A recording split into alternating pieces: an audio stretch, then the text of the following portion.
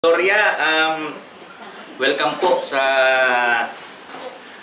dito sa church So, yung anak po ninyo si Brother Jerome at saka yung iyong manugang si Sister Mary. So, ganoon din po kung ano po yung i-share po namin sa iyo ngayon, yung i-share po namin sa kanila nung sila ay nung bago-bago pa lang sila na share namin yung Gospel of Salvation. Ang i-share namin po to sa iyo is ito ay napakahalagang bagay dahil ang tao ay prone sa mga sakit at kung ano-anong mga karamdaman. Kaya i-share namin po ito sa iyo na hindi ito sinishare ng religion. Okay? So yung atin is, ang napakahalaga is ang kaluluwa ng tao. Okay? So ngayon, divert tayo. Ngayon, pag-aaralan natin kung ang isang tao, kung ano ba yung ang estado ng isang tao. So ngayon, Sister Gloria, So sa tingin mo, sa iyong kinatatayuan ngayon, ikaw ay ilan ka sa iyong kinakatatayuan ngayon? Isa lang po. Okay, tama po. So, ayon sa ating pag-aaralan ito sa Biblia, hindi tayo lalabas, kundi ayon pa rin sa Biblia. Okay? So, ang sinabi po ng Biblia, ang tao ay may tatlong bahagi. So, man has what? 3 parts. Meron po tayong tatlong bahagi. Okay? Meron po tayong tinatawag na katawan, which is itong katawan natin, physical na katawan. At meron po tayong tinatawag na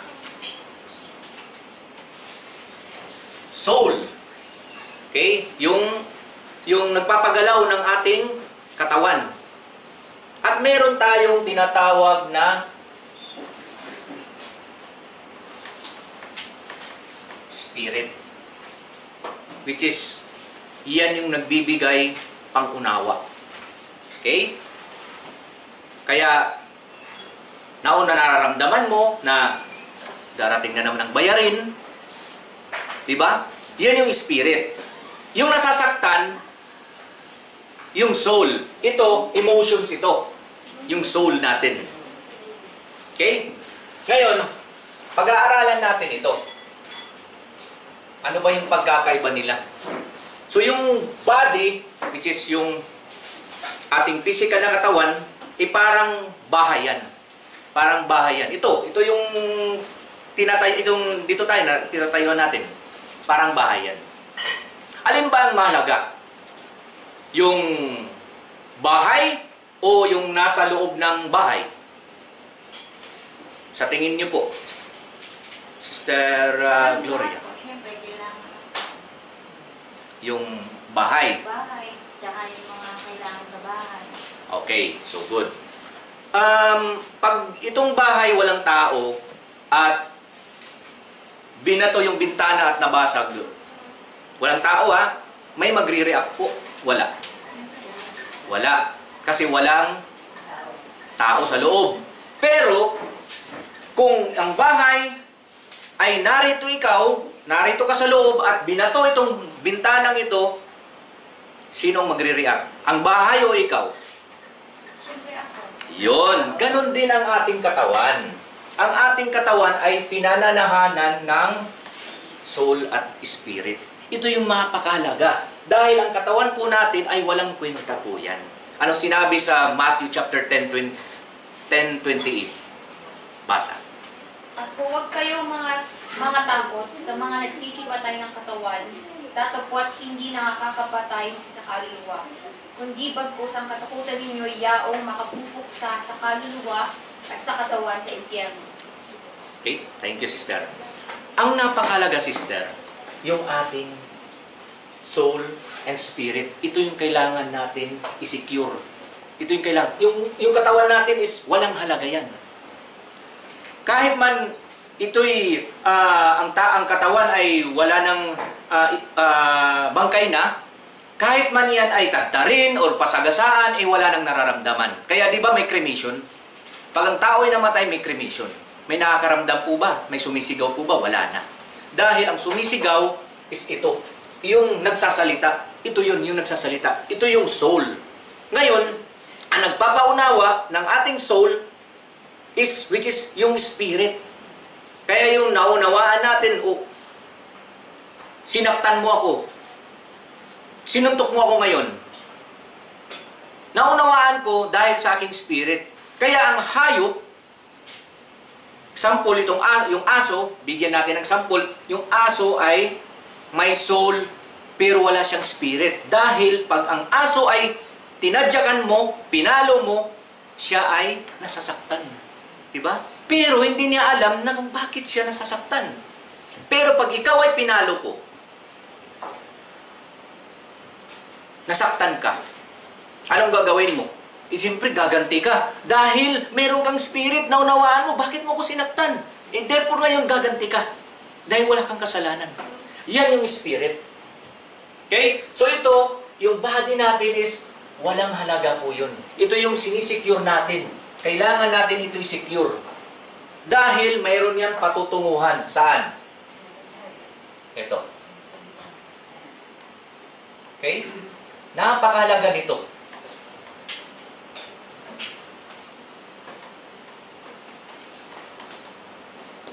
Dalawa ang kahantungan nito. Saan? Either dito or either dito. Okay? Alam niyo po ba kung ano yung kaluluwa? Ano ba yung nararamdaman ng taong narito sa impyerno? Ang impyerno po ay apoy po ito. Kaya makikita natin kahit ito nakapatay yung aircon.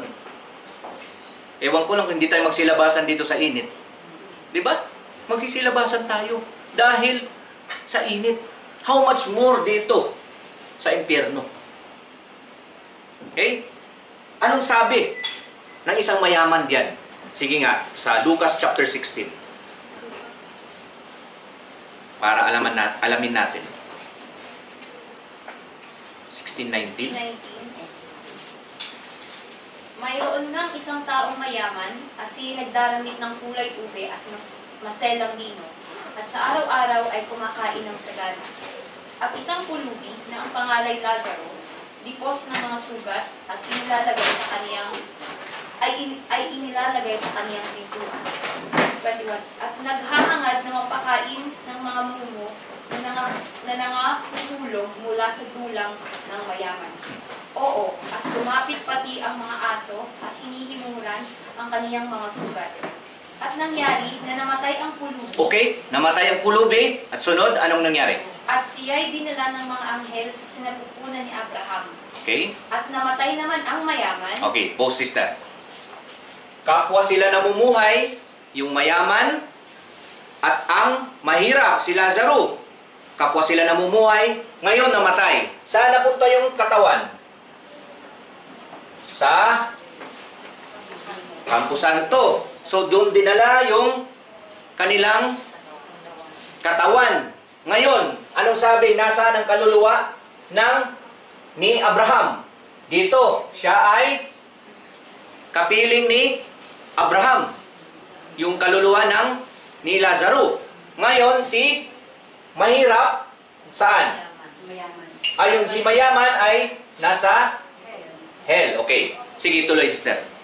At namatay naman ang mayaman at inilibing. At sa Hades na nasa mga pagdurusa ay itiningin niya ang kaniyang mga mata. At natanaw sa malayo si Abraham at si Lazaro ay nasa kaniyang sinapupunan. Verse 24. Sige po. At siya'y sumigaw at sinabi, Amang Abraham, maawa ka sa akin at suguin mo si Lazaro upang itubog niya sa tubig ang dulo ng kaniyang daliri at palamigin ang aking dila sapagkat naghihirap ako sa alab na ito. Po, sister. Sister, napaka isipin ba natin na anong binanggit doon ni ng isang mayaman na iisang patak lang, na matigyawan lang. Dito nga, pag sa sobrang init, kahit isang basong tubig, kulang na kulang pa sa'yo sa uhaw na nararamdaman mo, di ba? How much more doon sa nararanasan ng isang mayaman doon sa impyerno na kahit isang patak lang para lang matigyawan siya. Di ba? Ibig sabihin, ang kaluluwa niya ay nagdurusa doon sa impyerno. So ngayon, ayaw natin na ang ating kaluluwa sa oras na tayo ay mamamatay, ay ayaw natin ito mapapunta rito. Okay? Ayaw natin. Ang nais natin, i-share itong gospel para ang ating kaluluwa ay secure. Papunta saan? Sa langit. Okay? Dahil napakalaga ng gospel of salvation. Saan? Bakit? Ito yun eh. Ito yung punot dulo nito. Kung bakit kailangan natin makapakinig ng gospel of salvation. Dahil ito yung kasalanan ng ating what? Ng ating soul and spirit. Ito yung nagbubulid sa atin dito sa impyerno. Kaya hindi maaaring sasabihin natin na magsisimba lang ako, pagbawas-bawas ng kasalanan. Di ba? Yun yung naging expression natin. No. Dahil ito yung kasalanan na ito. Ito yung kasalanan ng ating kaluluwa at spirito na tayo dadalhin saan? Sa impyerno. Kailangan natin i-secure ito. Bakit? Ito ay what? Nagdudulot ng kamatayan. Okay? Anong sinabi doon ng 1 Corinthians chapter 15 verse 1? Saan ba namatay ang Panginoong Hesus? Okay? 1 Corinthians 15 verse 1. Ngayon, ipinatatalastas ko sa inyo, mga kapatid, ang ebanghelyo na sa inyo'y aking ipinangaral, na inyo namang tinanggap, na siya naman ninyong pinananatilihan. Sa pamamagitan naman ito, iligtas kayo kung matyaga ninyong iingatan ang salitang ipinangaral ko sa inyo. Maliban na kung kayo'y nagsipanampalataya ng walang kabuluhan. Okay. Verse 3. Sapagkat ibinigay ko sa inyo, una sa lahat, ang akin namang tinanggap, na si Kristo ay namatay dahil sa ating mga kasalanan, ayon sa mga kasulatan. At siya ay inilibing, at siya ay muling binuhay ng ikatlong araw ayon sa mga kasulatan. Okay. Thank you, sister. Ang sinabi ni Pablo na siya namang tinanggap niya, ngayon din ang sinishare ni Pablo. Nasa ano? Christ died for our sins. Ito yung kasalanan ng ating kaluluwa at spirito. Ang tinutukoy ditong kasalanan, okay? Burahin ko muna. Ang tinutukoy ditong kasalanan, nitong sin,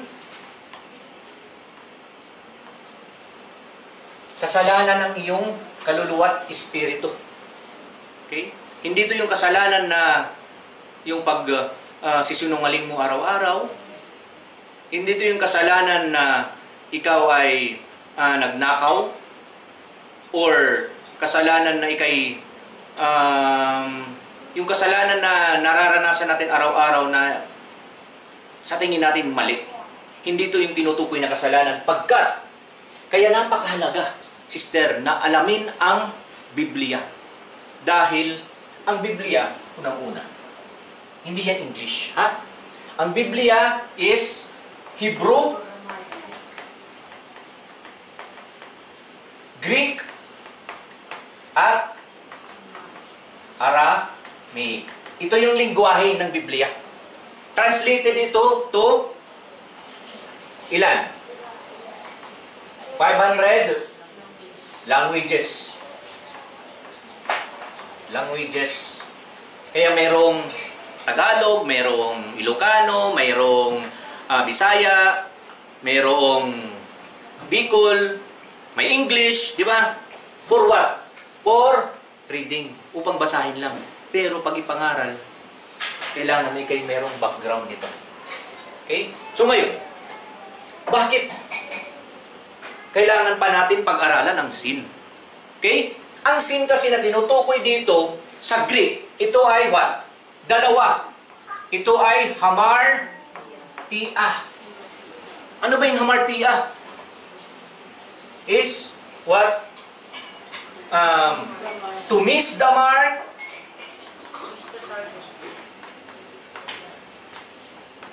Mark and to miss the target. Kahit anong nais mo, anong target mo, dahil yun naman ang pakay natin bilang tayo ay tayo ay nais pumunta sa Diyos. Diba? Nais natin, yung goal natin is targetin ang Diyos. Pero sinabi ng Biblia is ikaw ay makasalanan. Okay? So itong kasalanan nito, ito yung kasalanan ng iyong kaluluwa at spirito na hindi mo maabot ang kaluwalhatian ng Diyos dahil ikaw ay kapos. Anong sabi sa Romans chapter 3 verse 23?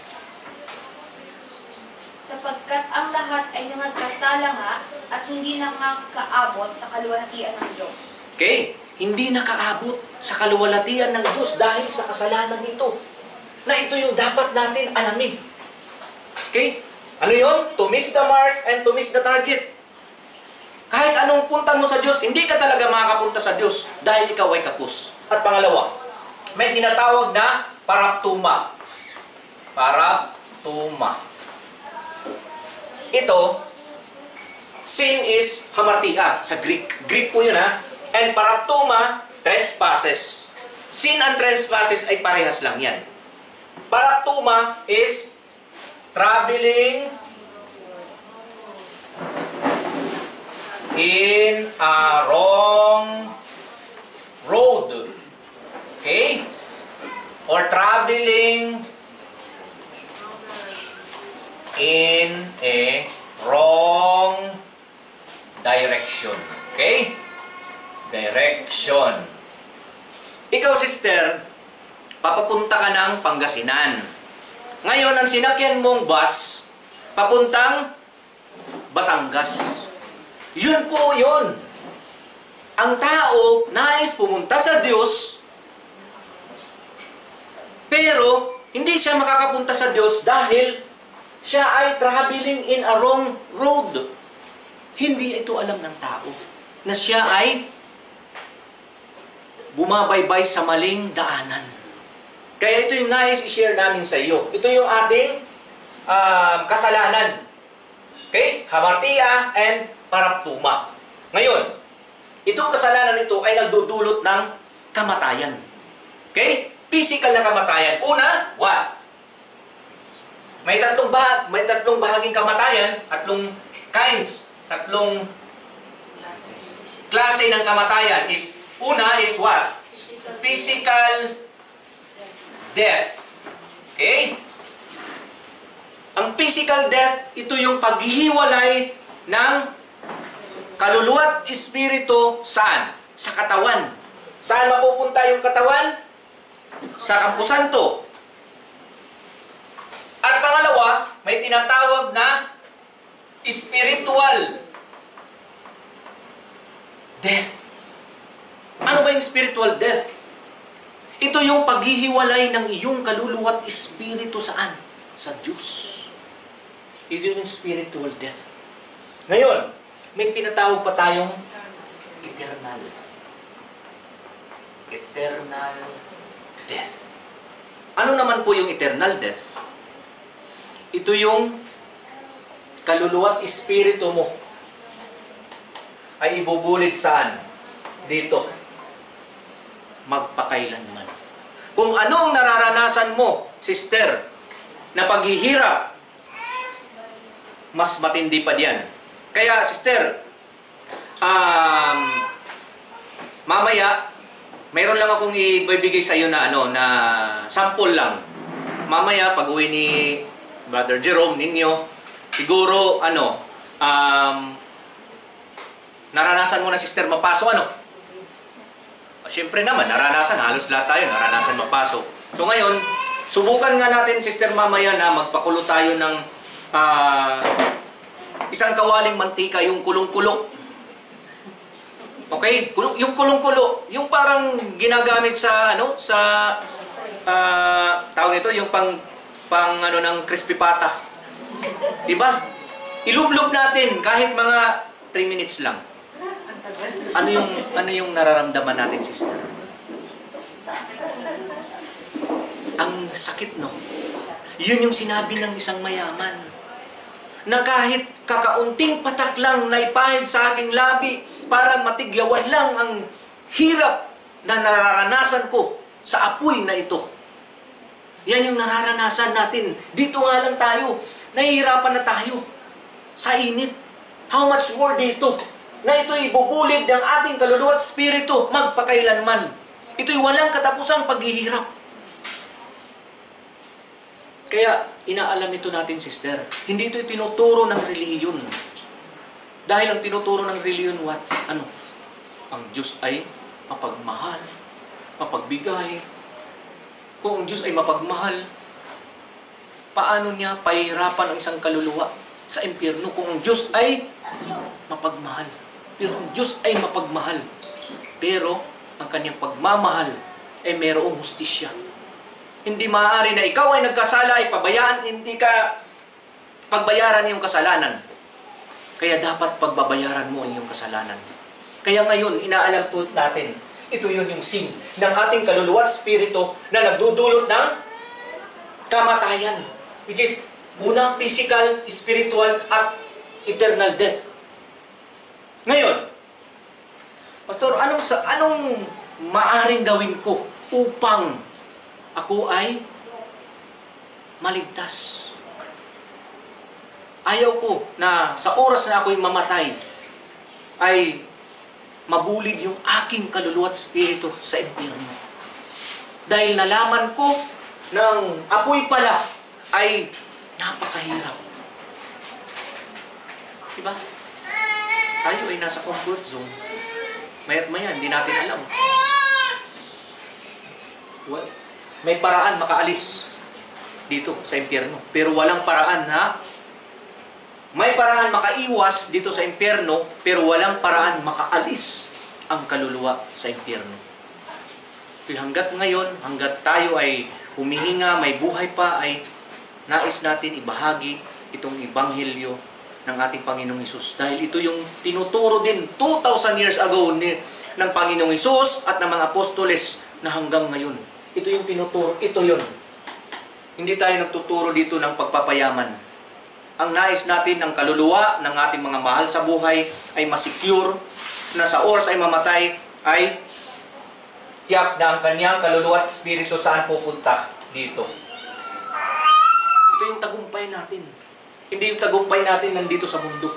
Wala pong saysay yung lahat ng bagay dito sa mundo, kundi ang tagumpay natin is dito sa langit. Wait. Now, ngayon, paano po ba na maliligtas yung aking kaluluwa at spirito? Okay, basa sa Romans chapter 6, verse 23. Sapagkat ang kabayaran ng kasalanan ay kamatayan. Okay? Ano yun, sister? Ang kabayaran ng kasalanan, ito is what? Kamatayan. Kaya tayo ay mamamatay.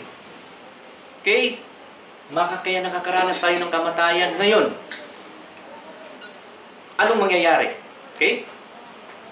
Datapwat ang kaloob na walang bayad ng Diyos ay buhay na walang hanggan kay Kristo Jesus na Panginoon natin. Okay, thank you, sister. So ngayon, tatanggapin mo. Ano po yun? Gift. Meron ba ang gift ba ay may bayad o wala? Wala. Ngayon, pag binigyan kita ng 10,000 ay at hindi mo tatanggapin, ay masasaiyo po ba? Hindi, di ba? So, kailangan tatanggapin. So ngayon, sino ba itong gift na to? Ito yung grace. Sino to? Si Jesus Christ. Okay? Si Jesus Christ. Siya yung biyaya na kailangan natin tanggapin. Okay? At ngayon, sa pagtanggap ng biyaya ng gift, okay? Sa papaanong paraan? Pagpapahayag. Okay? Sa pagpapahayag.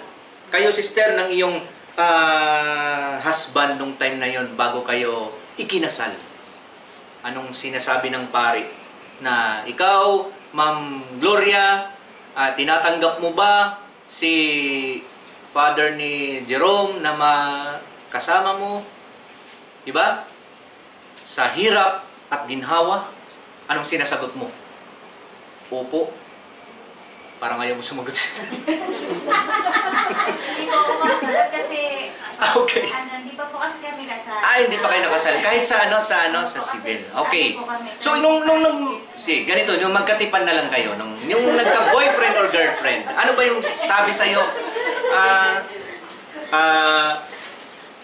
Love, Gloria, no? So, ano mo? Sinagot mo siya, di ba? Nung sinabi mong oo. So, mayroong pagpapahayag sa kanya, narinig sa kanya. So, ngayon, sa pagtanggap is mayroong pagpapahayag. Sabi sa Romans 10:29. Sapagkat kung ipahahayag mo Okay. iyong bibig si Jesus na Panginoon at sasampalataya ka sa iyong puso na binuhay siyang muli ng Diyos sa mga patay ay maliligtas ka. Okay, thank you, sister. So, sa pamamagitan ng pagpapahayag, okay, na ikay maliligtas. Ngayon, ikaw ay tumanggap, okay, sa biyaya. Ikaw ang ngayon ay magiging ano? Anong mangyayari sa iyo nung ikaw ay tumanggap? Okay, basa sa John chapter 1 verse 12.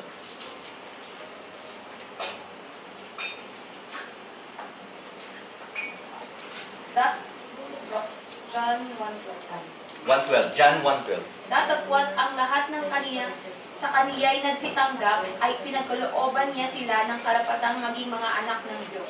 Sa Okay. mga tuwid bagay, Okay na, sister. Thank you, sister.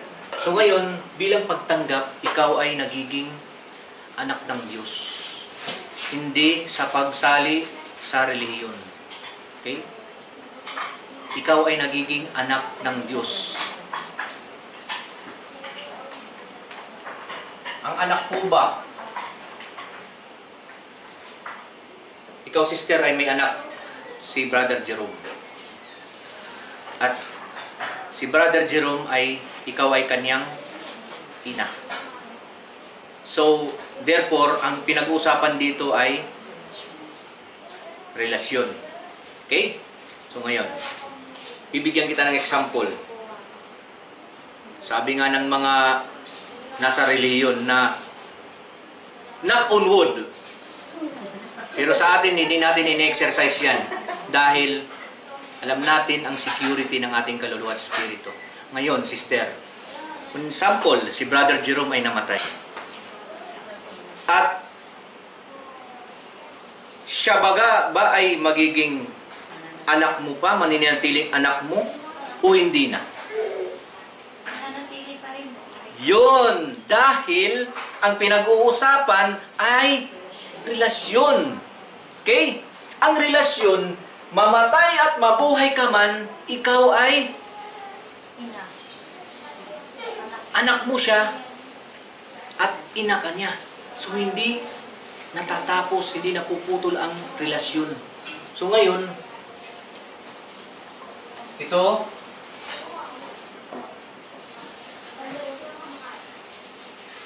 ikaw ay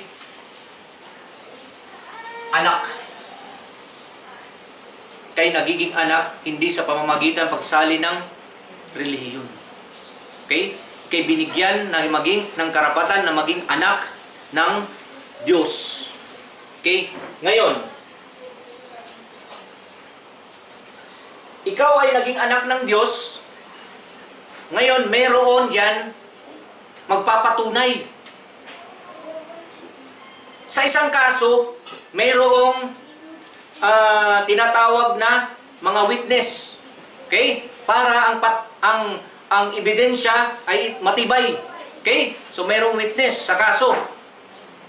Mas maraming witness, mas matibay ang iyong kaso. Ngayon, ang sinabi ng Romans 8:16, dadalawa lang ang witness dito. Sino yun?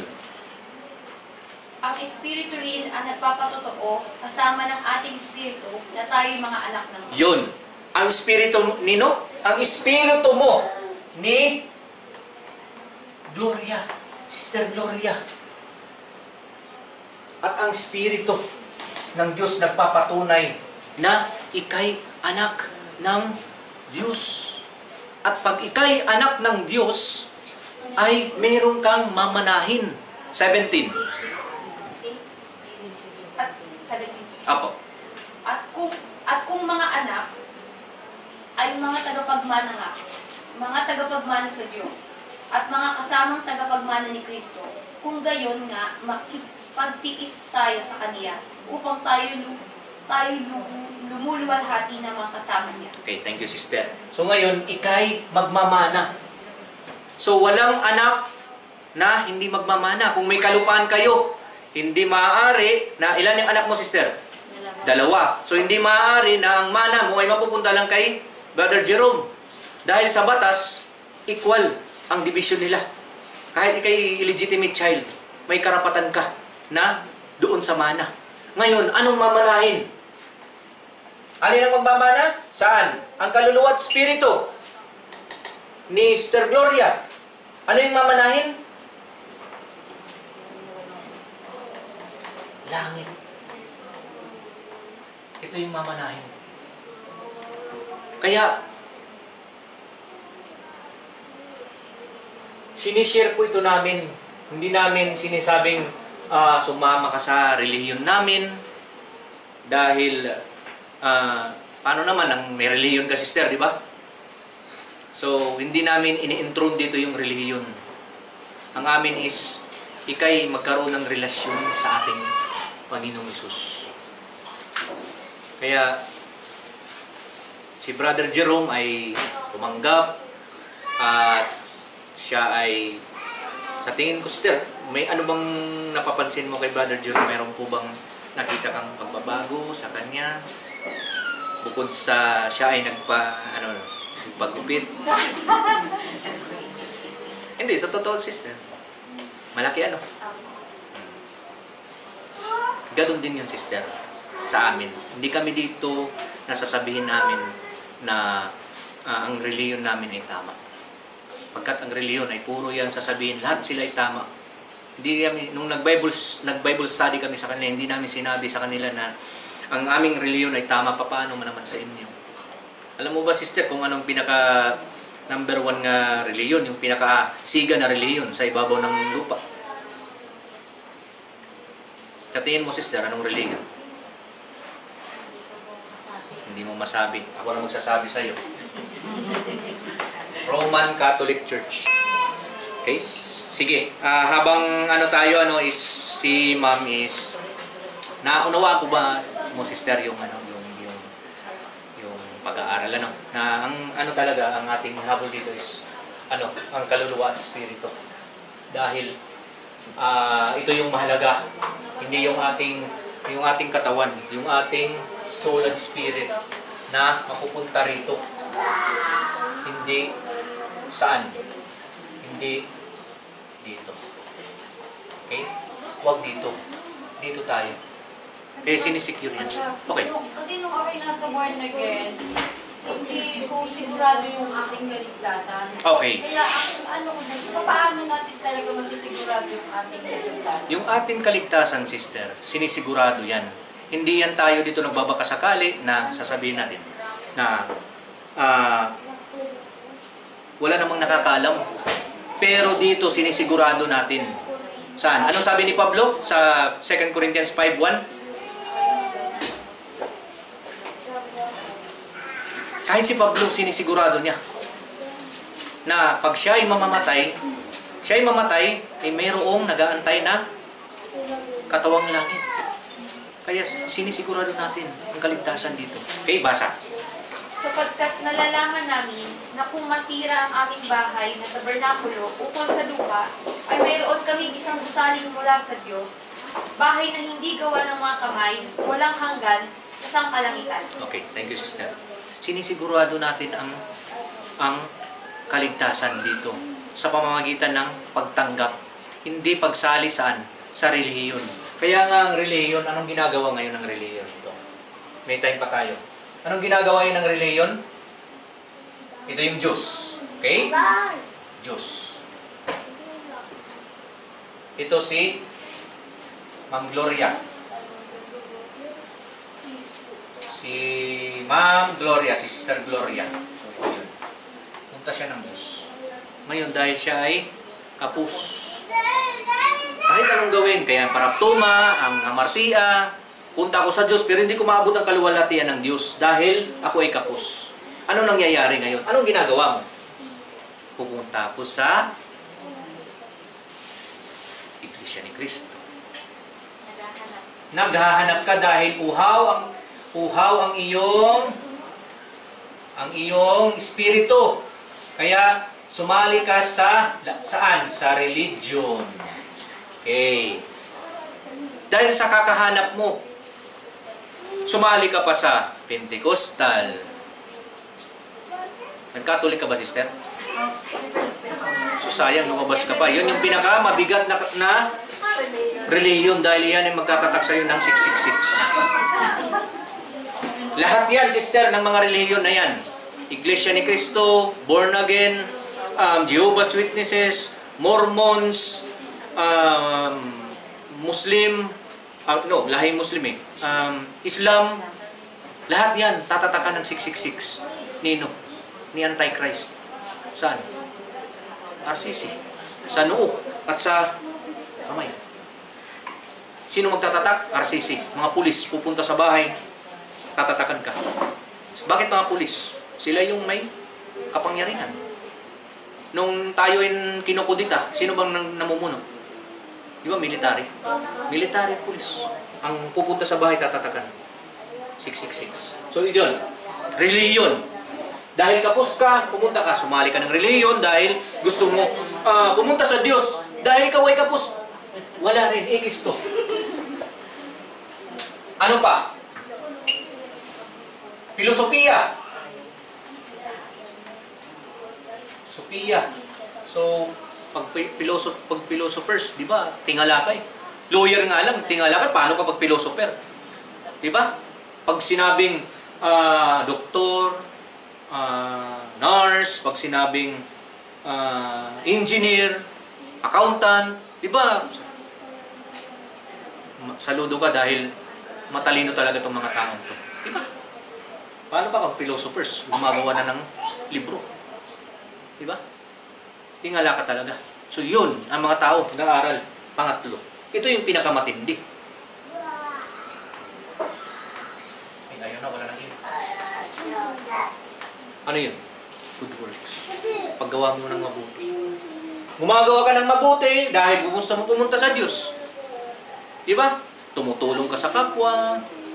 Nagbibigay ka ng pera sa charity. Di ba? Nagkakawang gawa ka. Basta lahat ng mga mabubuting bagay na binibigay mo sa tao, sa mata ng tao ay mabuti. Pero ang tanong sa Diyos, mabuti ba? Okay? Hindi yan tinatanggap ng Diyos. Dahil ikaw ay kapos. Sin. Ikaw ay kapos. So, ito lahat ay ikis ito. Sabi ni Sister Enda kanina, sa papaanong paraan, ikaw ay maliligtas. Pagtanggap kay Kristo. Ngayon, ikaw ay tumanggap, ikay magiging anak ng Diyos. Sa papaanong paraan? Pagpapahayag. Okay? Pagpapahayag. Ngayon, sister, nais mo po bang tanggapin ang Panginoon? Hindi mo naman sasabihin na tinanggap ko na nung unang panahon ito? Wala. Okay, sige po. At ngayon, Sister Gloria, sumunod ka sa panalangin. Ito'y panalangin ng pagsisisi. Okay? So, sumunod ka sa tayo manalangin. Panginoon, ako'y nagpapasalamat at narinig ko po ang inyong mabuting balita.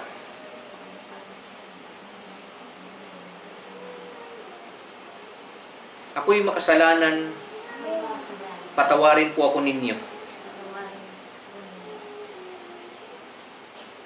Salamat sa Gospel of Salvation na aking napakinggan. Ako'y walang kakayanan na iligtas ang aking sarili. Ako'y umaasa lamang sa inyong biyaya. Pumasok ka sa puso ko at maunawaan ko po ang inyong salita. Tinatanggap kita bilang aking Diyos at sariling tagapagligtas. Panginoon, salamat sa kapatawaran. Salamat sa biyaya at habag ninyo. Sa pangalan ni Jesus. Amen. Ayun, sister. Yung panalangin is, meron kasing manliligaw na dalawang klase. Merong isang manliligaw na totoo, meron isang hindi naman. Kagaya niyang yung husband, di ba? Ay yung father niya, no? So, tinanggap mo siya dahil totoo yung pag-ano niya, yung si Brother Jerome. So, meron naman iba na manliligaw na wala sa puso. Basta kung makuha niya yung nais niya, tapos na. Meron naman totoo, ni paghawak ng iyong kamay ay hindi. Ganun din sa isang tao, sa isang tumatanggap. Mayroong totoong pagtanggap at mayroong hindi. Okay? So, siguro, I think kung ano man yung ang iyong assessment sa pag-aaral, ikaw, nasa iyo yun. Kung kay babalik pa mag-aaral, o kung hindi, okay din. So, yun naman po, yun lang ang nais namin, i-share sa inyo yung gospel. So, meron kang tanong, sister? Okay, baka may tanong ka, mo lang, itanong mo lang, or sino po sa inyo dito, kung may para at least, ma-address po natin yung katanungan. Okay? So, yun lang po, sister, ganun lang kasimple, yung ating pagtanggap sa ating Panginoon. At, ang pagtanggap is, yan ay may resulta yan. Anong result? Nagbago ang buhay. Okay? Kaya yung dating napansin mo na dating umiinom, ay parang ngayon ay parang hindi ko na kaya, parang ayaw ko nang uminom. Diba? Ganon din ang buhay ko nun. Yung dati kong buhay na gusto'y barkada, ay ayaw ko na ng barkada. Mas masaya ko na kasama ko yung aking asawa sa bahay. Diba? Yung pamilya mo, anak mo, yun lang. Pero yung mga pupunta pa ng barkada upang alis ako ng bahay dahil masaya ako dito, dahil iinuman kami or kung ano man, sabong, lahat ng bisyo pa rin. Katapos pag linggo narito. Hindi totoong pagbabago yun. Dahil ang totoong pagbabago is totally binago ang buhay. Kaya merong repentance. Metanoia. Yung 360 na pagbago ng iyong buhay, hindi yung 180 lang. Kundi 360. Pagtalikod saan? Sa kasalanan. Kaya ayaw mo na yung dati mong buhay. Kaya na yung mga pinagagagawa mo dati, natatawa ka na lang, ba't kaya nagawa ko yun? Diba? Yung masaya ako dun sa mga beer house. Tapos nung na-realize mo later on, butit hindi ako namatay nung panahon yun. Dahil kung namatay ako, tiyak. Naroon. Kaya di ba, sister, ang buhay po natin ay hindi tiyak. Ang kamatayan ay tiyak. Di natin alam. Mamaya bukas ay wala na. Mamaya paglabas ko dyan sa labas, nasagasaan ako ng panel dyan na nakaano. Diba? O nadaganan ako ng poste. Ang meral ko dyan na natumba ng nakaraan. Diba? Ganun ang buhay. Hindi natin alam. Kaya sinisecure natin ang kaluluwa ng tao. Hindi tayo nangangwarta dito. Kung saysay, anong may tutulong ng pera mo? Guro. Kaya nga, sabi nga sa Philippians na ang Diyos nila, ang kanilang tiyan. Tama, di ba? Di ba yung sinasamahan mo? Anong habol nila? Pinipilit ka pa magbibigay ng pera. Pero dito, narinig ka ba na nasabi na pagtaga pera? Wala. Hindi namin habol yan, sister.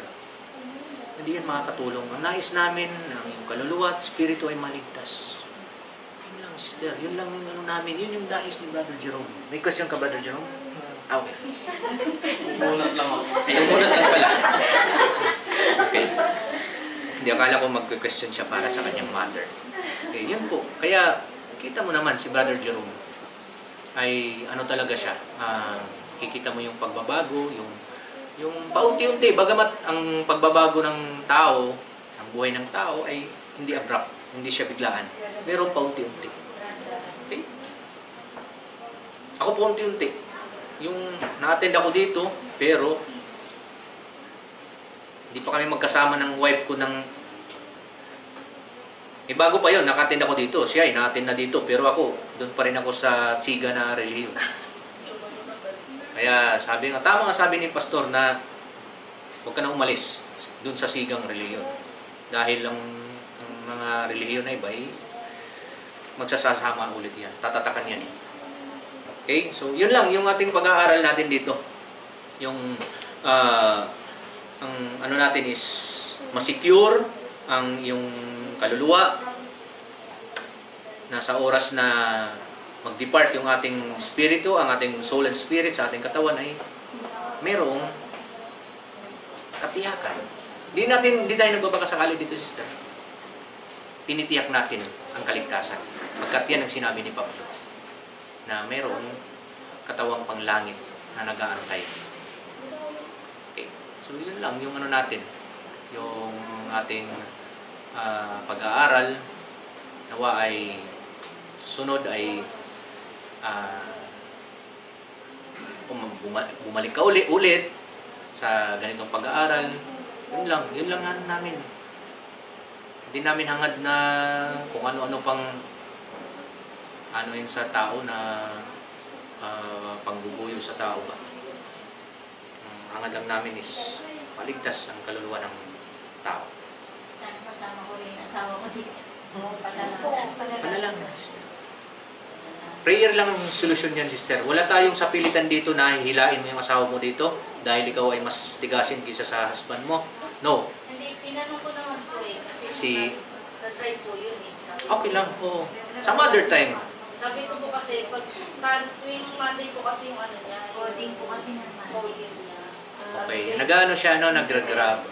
Sabi ko pag Sunday, ibayaran na lang natin yung bangulin. Wala naman yun. Yung kanyang, nag-ano siya pati Sunday. Nag-ano siya, nag-grab siya, Lunes lang po kasi yung ano niya. Day off. Kaya dini-day off niya yung Lunes. Okay, ano? Sabi ko, bala ka pag ang disgrasya, nandiyan lang. Hindi ka pa nakakilala sa Tinakot mo pa, sister. Mabuti naman at hindi. Pero alam po namin na gano'n po. Okay, so ano naman natin yun? Kumbaga, kalooban ng Panginoon yun. Pero ipanalangin lang natin. Yun lang naman, kalooban ng Panginoon na... Ngayong gabi pa kasi uwi nun eh. Oo. Nung kasi nauwi ko yun sa isang anak ko. Sa Taytay. Okay. So dito naman, ikaw din dito muna kina Brother Jerome. Okay. So, good. Mabuti yun. At yun. Alam mo, hindi to yung tawag na ano lang, yung pagkakataon na ano lang, ito'y plano talaga sa buhay. Plano ng Diyos sa buhay mo na makapakinig ka ng ganitong pag-aaral. Ayun. Kaya nga, yung kalooban mo is, ano siya, parang naghahanap ka ba? Parang uhaw yung spirito sa katotohanan. Kaya, ang Panginoon, yung mga pinili niya before the foundation, ay pinagtitipon niya. Naroon ang divine preservation ng Diyos sa tao. Bagamat hindi ka naroon ka sa maling church. Oo. Pero pagkat ikay pinili ng Diyos before the foundation, hindi maaari na hindi ka dadalhin sa tamang church, sa tamang katuruan. Kaya sa amin, sa part namin is ito'y kagalakan. Sabi nga sa Lucas isang kaluluwang makakilala sa Diyos, ang anghel ay naglulundagan. Diba?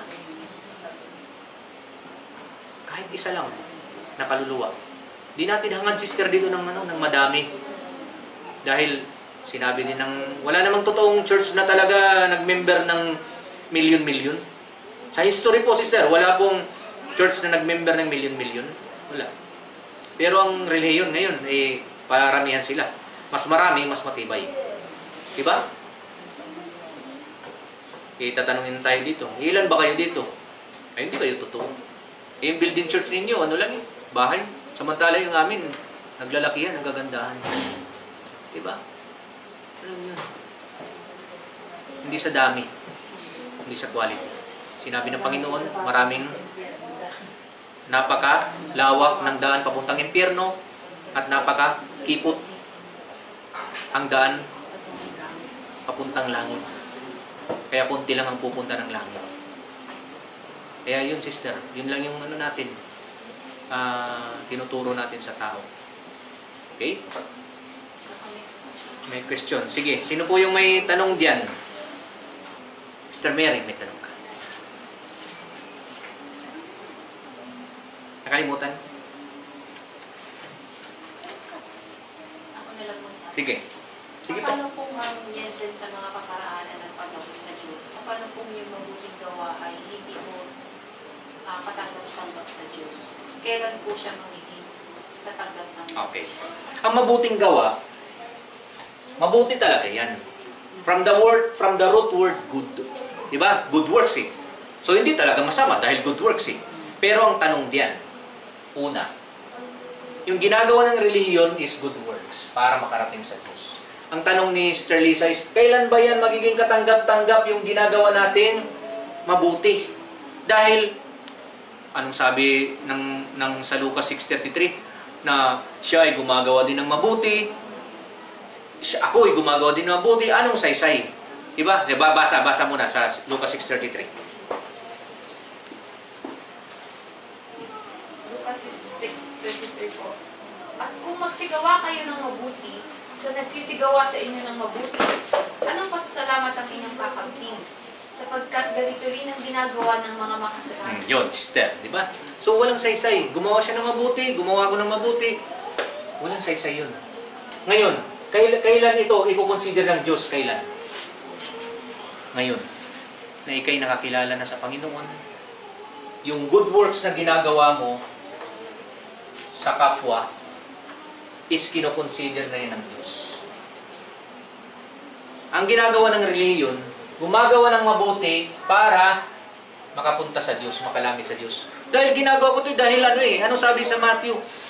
Gumagawa kami ng mabuti, gumagawa kami ng miracles sa pangalan mo. Pero ano sabi ng Panginoon? No, hindi ko kayo kilala. Diba? Yun. Yung good works, di ikay unbeliever, ikay nasa relihiyon, hindi yan kinoconsider ng Diyos. Sa tingin mo, sister, yung ginagawa ba ni Vice Ganda? Okay? Sige. Ano lang yan, saglit. Sa tingin mo, sister, yung ginagawa ba ni Vice Ganda ay naluluwalhati ang Diyos? Diba? Tumutulong siya sa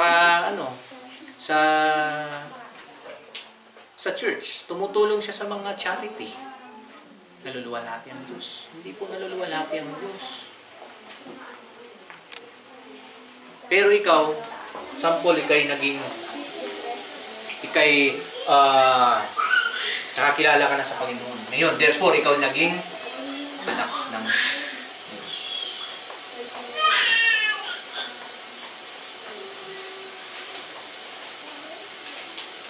Ang iyong paggawa ng mabuti,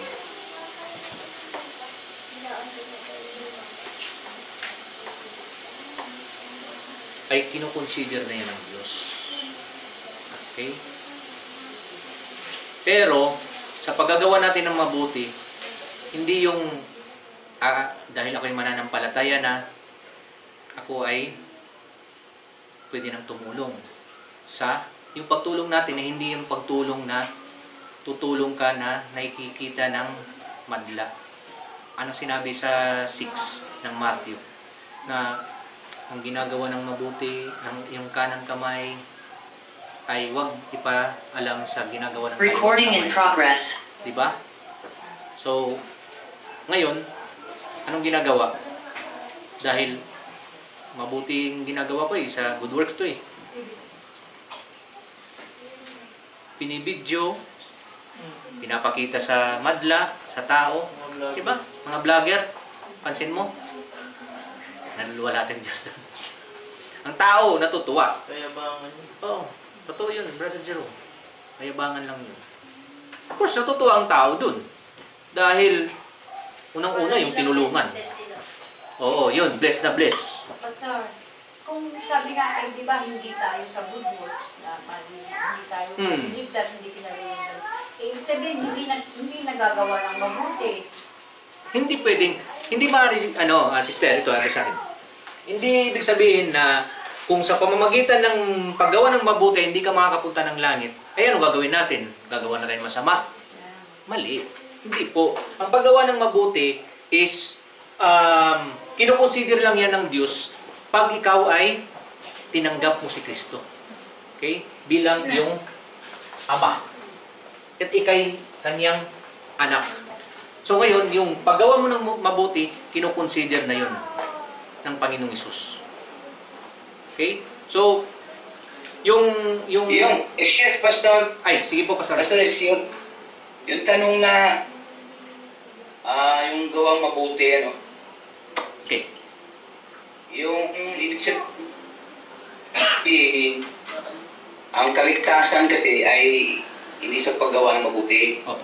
Ang kaligtasan kasi ng kaluluwa ay sa pamamagitan ng kamatayan ni Kristo sa krus. Ngayon, ang paggawa ng mabuti, hindi naman yan masama kahit saan. Kaso lang, ang paggawa ng mabuti, hindi pinagbabatayan na sa paggawa mo ng mabuti, maliligtas ang iyong kaluluwa sa langit. Kasi nga po, ang kaligtasan ay nanggagaling kay Kristo, biyaya nga ay biyaya. Now, after kang maligtas, gagawa ka ngayon ng mabuti. Yun ay result, outcome, ng kaligtasan na natanggap natin kay Kristo. Kaya ngayon, tayo ligtas na, gagawa ng mabuti, kinukonsider na ng Diyos yan. Ayun. Pero pag hindi ka ligtas, at gagawa ka ng mabuti, kahit pugutin niyang ulo mo, at ialay mo, walang pakialam ang Diyos dyan. Kasi ang katwiran nga ng Diyos, namatay siya sa krus para sa iyong kasalanan ng iyong kaluluwa at spirito sa impyerno. Kaya kung napapansin ninyo, pwede pa lang sa paggawa ng mabuti maligtas ang tao. Bakit si Kristo namatay pa sa krus? Anong pakay niya? Mapansin niyo ba yun? Kasi nga, ang kaparaanan ng Diyos ay hindi naman kaparaanan ng tao. Ang kaparaanan ng Diyos, ang kaligtasan, biyaya, pagtanggap sa Kanya bilang Panginoon sariling tagapagligtas. Kaya yun ang tanging kaparaanan. Na ngayon, gagawa ka ng mabuti. Kinukonsider na ng Diyos yan. Dahil nasunod mo na yung nais ng Diyos sa buhay mo, higit sa lahat yung kaligtasan. Kaya ngayon, kung ikaw'y iligtas na, ang paggawa ng mabuti, malaking faktor yan para sa mga ligtas. Ang paggawa ng mabuti, hindi yan malaking faktor para maligtas. Malaking faktor sa mga ligtas. Dahil ang kaligtasan, tandaan mo ninyo ha, ang kaligtasan po, ito'y pure gawa ng Diyos. Wala mo tayong kabahagi dyan. Yes. Dahil ang kamatayan ni Kristo sa krus, para tayo magkakaroon ng kasiguraduhan sa langit yung ating mga kaluluwa. Maraming mga grupo, kagaya ng mga born again, na diniscuss Pastor James. Totoo ang ating pag-aaral. Kasi sa history ko, yung born again at UPC at saka yung oneness, yan yung nasa history po yan, ng kasaysayan ng mundo. Na sa pamagitan po ni Charles Max Parham, 1901, anong date natin ngayon? Kaya ho, kulang 2,000 taon na mamayagpag si Satanas sa pagtuturo ko ng mali. Alam niyo po, sa 1,000 nagtuturo, mayroon po talagang nangingilan-ngilan totoo. Kaya, kagaya ni, anong pangalan? Sister Victoria? Gloria po. Gloria. Tinan mo, saan galing? Iglesia, saan galing? Born again. Saan galing? Pentecostal. Pero ang Diyos, nagawa ng paraan. Kagaya ni Brother Jerome. Ang sabi nga ni Brother Jerome, galit na nga sa kanya yung kanyang mga barkada. At siya hindi na nagiinom. Katunayan yan, na ang isang anak ay nabago, hindi sa relihiyon, kung hindi sa pamagitan ng pagtuturo ng tama. Yes. Kasi ang pagtuturo ng tama, yun ay sumasalugat kay Satanas. Yun yung UPC ko, born again at saka oneness. Yan ho ay mag-iingat po. Kasi yan ay walang katotohanan. Kung ano mga pinagagawa niyan. Nangihingi. Nangihingi. Dahil turo ho nila na manghihingi. Ay, sa dami nga po. Sa bus po, pag ako sumakay ng bus, mga babae, mga bata, nangangaral. Anong ipinapangaral? Wala po. Wala pong ipinapangaral eh. Basa lang ng basa ng Bible. Basa lang sila ng basa ng Bible. Pagkatapos po, kakanta. Pagkatapos, nangihingi. Naawa. Galing-gali po nga po papagalitan eh. Kaso lang, turo ko ng relihiyon. Kaya anong magagawa natin? Kaya narito tayo. Itong church na ito ay bumubulya kay Satanas. Ito ho ang tutuhog sa katuluhan ni Satanas na mali. Tandaan ho ninyo, dito ho ang pagbabago po ng buhay ay makikita. Si Brother Jerome, anong buhay niyan dati? Ang buhok na niya nakatali.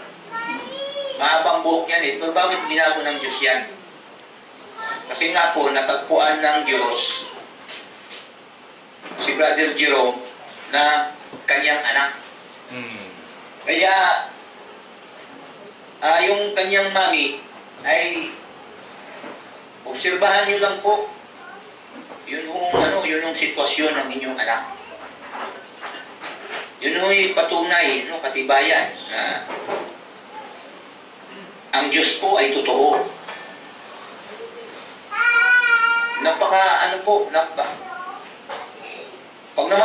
Pag namatay po ang isang tao, kawawa po eh. Nasa relihiyon, nasa born again, namatay. Nabi yung born again eh. Yung born again, naghihingalo. Anong sabi nung ina? Pupunta kaya sa langit ang aking anak? Anong sagot nung pastor? Ito ang sagot ng pastor.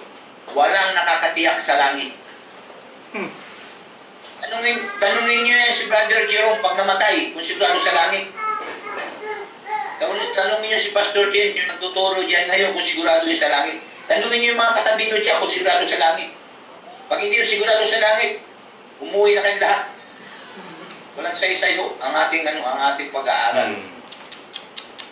Kaya nga po ay ang buhay ho ng tao ay madaling mawala. Kailangan bago mawala ay sigurado sa langit. Yes. Dahil yung UPC na yan, tanungin mo yung mga yan, kahit yung mga pastor ng mga yan, kung sigurado sa langit, wala ho. Pastor ng born again, hindi mo nakasigurado sa langit. Iglesia, Katoliko, wala nakasigurado sa langit. Eh, ang Biblia po, kinukonfirm ng Biblia yan. Pag ikaw ay tunay na anak ng Diyos, tunay na ligtas, ang sinabi ni Pablo, may langit. Mm. Ang pupuntang langit ay kaluluwa, spirito, ang katawan sa Kampo Santo. Mm. Pinag-usapan natin diyan, hindi relihiyon, kundi personal na kaugnayan mo sa Diyos. Kung mayroon kang personal na kaugnayan sa Diyos, eh, pagbutihin mo. Mm. Kasi napaka-unique po kung ikaw ho ay binigyan ng Diyos ng pagkakataong maunawaan ang kanyang salita. Ang salita ho ng Diyos, hindi yan maunawaan mo. Hindi papaunawa ng Diyos sa iyo. Kaya mo, ever learning. Mm. Tinay mo kanili yun, ever learning. 1901. Just imagine, 1901. Anong date natin ngayon? Sinong founder ng UPC? Mga Amerikano. Sinong founder ng Oneness? Mga Amerikano. Sinong founder ng Born Again? Mga Amerikano yan. Dinala ho sa Asia. Kaya, iingat po tayo. Mm. Ha? Hindi natin ho sinasanto, ginagalang si Satanas sa pagtuturo ng mali. Sinasalungat natin yan, maging kamatayan na ng kapalit. Sinasalungat ho natin yan. Ang mga born again ho, UPC, Oneness, ang membro niyan, bilyon. Kalukuhan ho, wala kasaysayan sa church ng Panginoon Jesus.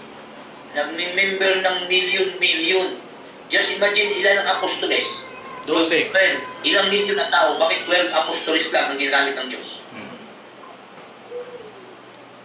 Yan ho ang katotohanan. Kaya ang church na ito, na kasama si Sister Mary, si Brother Jerome, ay ito yung church na tumutuligsa sa maling aral. Wala tayong relihiyong itinataas. Wala tayong relihiyong itinuturo. Kasi ang relihiyon sa demonyo yan. Nasa Biblia po yan na ang relihiyon ay sa demonyo. Mm. Lahat ng relihiyon mo ay sa demonyo. Tanda mo, pinipilit nila na gagawa ka ng mabuti, gagawa ka ng mabuti, gagawa ka ng mabuti. Paano ka makagawa ka ng mabuti? Makasalanan ka. Mm. Ang pabayang ng kasalanan ay kamatayan. Mm. O, paano ka gagawa ng mabuti? Kaya anong sinasabi sa Matthew 6:33? Gagawa ka ng mabuti, gagawa ng mabuti. Ayan, pakinabang mo. Oh. Kaya nga po ang kaligtasan ay sa pamagitan ng biyaya. Mm. Ito'y bigay ng Diyos sa atin. Kaya salamat po. Ano? Kung meron po kayong mga tanong, sige po, tatanong kayo at ako nga po ay at maaari ay hindi ako magsalita pero hindi ko kaya pigilin eh. Kasi may mga tanong na magandang sagutin. Opo. Tama po, Pastor. Kaya nagtulong-tulong tayo eh. Tulong-tulong tayo lahat. Hindi lang isa, dalawa pa lahat, tulong-tulong tayo para lalo tayong lumago at maunawaan natin ang salita ng Diyos. So, salamat po, Sister Victoria. Gloria po, Gloria. Si Victoria po, kapatid ni ano po yun, Sister Nita. Sister Nita ng Victoria. Hindi lang po malabo ang aking mata, palit tayo na. So, maraming salamat po. Kung niya may si Sister Gloria ay pinili ng Diyos, yan ay hindi ho yan ihiwalay kay Brother Jerome at Sister Mary. Tandaan nyo sa bato yan. Mm. Magkakasama talaga yan kung pinili ng Diyos. Pero pag hindi, babalik yan doon sa kanyang church. Huwag ka lang mamatay. Pag ikay namatay, sorry, tandaan mo. Sinisigurado po ng Biblia ang impyerno. Sinisigurado po ng ang kaluluwa ang pupuntang impyerno.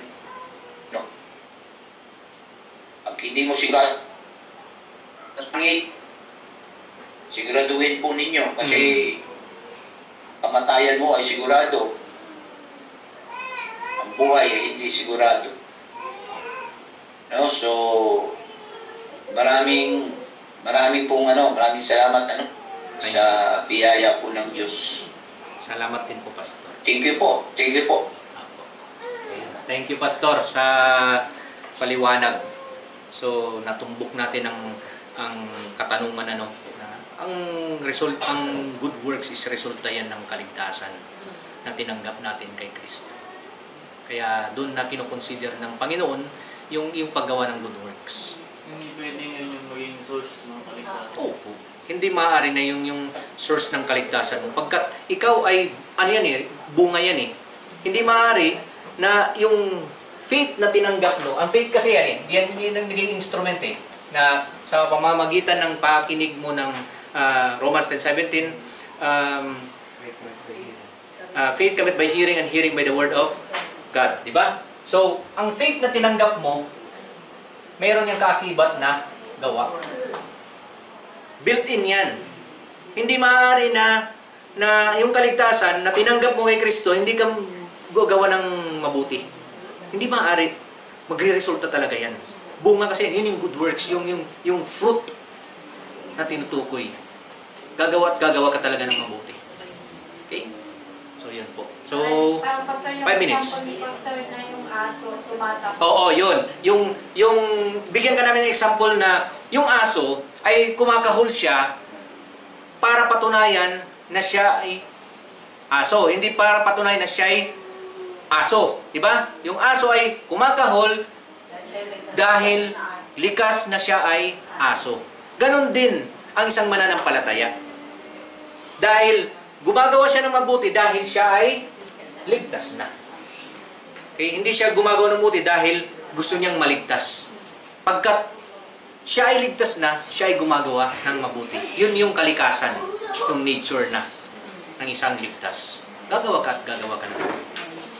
Okay? So, questions pa? Meron pa? Meron pa tayong 4 minutes bago tayo magsimula sa ating worship. So, maliwanag ang ni Pastor Richel na ang kaligtasan talaga ay yung tinanggap natin kay Kristo na magre-resulta talaga yan ng bunga. Magbubunga yan ng mabuting gawa. Kasi ang isip ng tao ngayon, pag gumawang mabuti, maluluwalhati ng Diyos. Di ba? Yun yung nasa isip natin. Natutuwa ang Diyos sa ginagawa natin. Kaya, tutulong ako. Magbibigay ako sa charity. Or, kung ano-ano pa yung good works na gagawin ko. Yung mga, ngayon, yung mga tinatawag na mga groups ng mga Rotary Club. Yan yung mga trabaho nila ngayon. Gagawa sila, magmi-mission, sila, medical mission. At saka magtatanim ng puno sa Rizal. Yun yung ginagawa nila. Kasi sa tingin ng tao ay mabuti, maganda. Sa kapitbahay, sa gobyerno, nakakatulong ka. Pero sa Diyos, hindi po yun kinoconsider. Yan yung bunga ng kaligtasan. Na ngayon, na ikaw ay ligtas na. Pastor, basahin mo nga yung sa Acts chapter 10, yung si Cornelius, bago may magtapos. Okay, sige po. Nagawa yun ng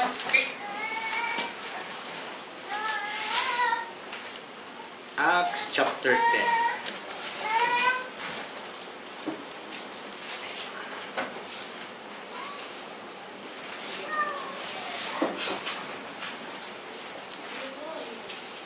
Okay, Acts chapter 10, basahin ko Now, there was, Tagalog? Sige, Tagalog. Chapter 10, verse 1.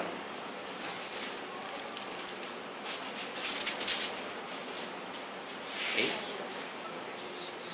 Sige po, chapter 10 ng Acts. At may isang lalaki nga sa Cesarea na nagngangalang Cornelio, centurion na ang pulutong na tinatawag na pulutong Italyano. Isang taong masipag sa kabanalan at matatakutin sa Diyos.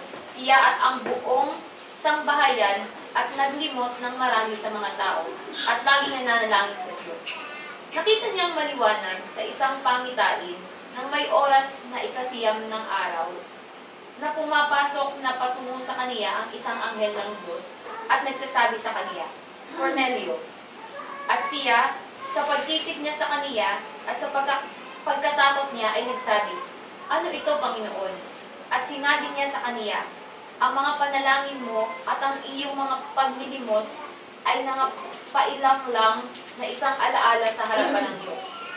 At ngayon magsugo ka ng mga tao sa Jope at ipagsama mo yaong Simon na may pamagat na Pedro. Siya'y nanunuluyan sa isa na Simong mangluluto ng balat, na ang kaniyang bahay ay nasa tabi ng dagat. Verse 7 po. At nang umalis ang anghel na sa kaniya'y nagsalita, ay tumawag siya ng dalawa sa kaniyang mga alila, at ng isang kawal na masipag sa kabanalan sa mga nagsisipaglingkod sa kaniyang parati. At nang maisa-isay na sa kanila ang lahat ng mga bagay, sila'y sinugo niya sa Jope. Nang kinabukasan niya, samantalang sila'y patuloy sa kanilang paglalakad, at nang malapit na sa bayan, si Pedro... Okay na, sister. Yan, yung ang paggawa ng mabuti ni Cornelius. Pumapailan lang sa Diyos. So, ayun po, yung ating ay ang paggawa ng mabuti is resulta yan ng ating kaligtasan at tinanggap ng ating sa ating Tuloy! Tuloy, Pastor! Tuloy! Basta tuloy! Hindi pa tapos!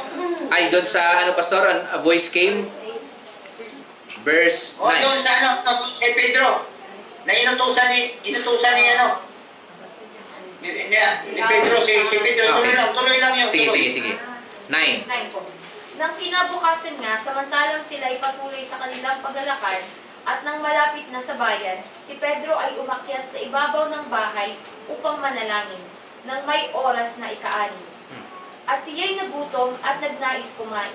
Datapot, samantalang naghahanda sila, ay nawalan siya ng diwa. At nakita niyang bukas ang langit, at may isang sisidlang bumababa, gaya ng isang malapad na kumot na nakabitin sa 4 na panulok na bumababa sa lupa. Verse 12 po. Na dooy naroroon ang lahat ng uri ng mga hayop na may 4 na paa, at ang mga nagsisigapang sa lupa, at ang mga ibon sa langit.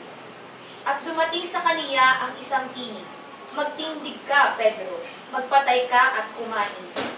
Datapot sinabi ni Pedro, Hindi maaari, Panginoon, sapagkat kailanmay hindi ako kumain ng anumang bagay na marumi at karumal-dumal. Verse 15 po. At muling dumating sa kaniya ang tinig sa ikalawa. Ang nilinis ng Diyos ay huwag mong ipalagay na marumi. At ito'y nangyaring makaitlo. At pagdakay binatak sa langit ang sisidlan. Samantalang natitilihang totoo si Pedro sa kaniyang sarili, kung ano ang kahulugan ng pangitain kaniyang nakita. Narito, ang mga taong sinugo ni Cornelio, nang maipagtanong ang bahay ni Simon, ay nangagsikayo sa harapan ng pintuan. At nangagsitawag at nangagtanong kung si Simon, na pinamagatang Pedro, ay nanunuluyan doon. At samantalang iniisip ni Pedro ang tungkol sa pangitain, ay sinabi sa kanya ng Espiritu, Narito, hinahanap ka ng 3 tao. Verse 20 po. Datapot magtindig ka at manaog ka at sumama ka sa kanila na huwag kang mag-alinlangan ng anuman sapagkat sila'y aking sinugo. At pinanaog ni Pedro ang mga tao at sinabi, Narito, ako ang hinahanap ninyo. Ano baga ang dahil ng inyong ipinarito? At sinabi nila, ang senturyong si Cornelio, na taong matuwid at matatakutin sa Diyos, ay may mabuting patutuo ng buong bansa ng mga Hudyo, ay pinagpaunawaan ng Diyos sa pamamagitan ng isang banal na anghel na ikaw ay paparoonin sa kaniyang bahay at upang makarinig sa iyo ng mga salita. Kaya't sila ay pinapasok at pinatuloy sila. At nang Kita ninyo mabuti, pero pinangaralan ng kaligtasan. Napansin ninyo? Ano ba? Opo, dinig po, Pastor. Yun mabuti, mabuti. Pero, inutusan ng Diyos na makapakinig ng salita ng Diyos. Kaya nga, ang paggawa ng mabuti, karumal-dumal yan sa harapan ng Diyos. Kung, ulitin ko ang paggawa ng mabuti, karumal-dumal yan sa Diyos. Kung pagbabatayan mo ang paggawa ng mabuti para makapasok ang iyong kaluluwa sa langit, hindi po yan tama. Dahil ang Diyos nagbigay na ng 10 utos. Dapat sapat na ang Old Testament. Bakit gumawa siya ng New Testament? Bakit gumawa siya ng kamatayan sa krus? Kung ang 10 utos ay sapat para ang kaluluwa ng tao ay magkakaroon ng kaligtasan sa kalangitan. Kaya sinasawata natin yan. Tinutuliksa natin yan ang katuruan ni Satanas. Dahil 99 na tao sa balat ng lupa ay ganun ho ang paniniwala.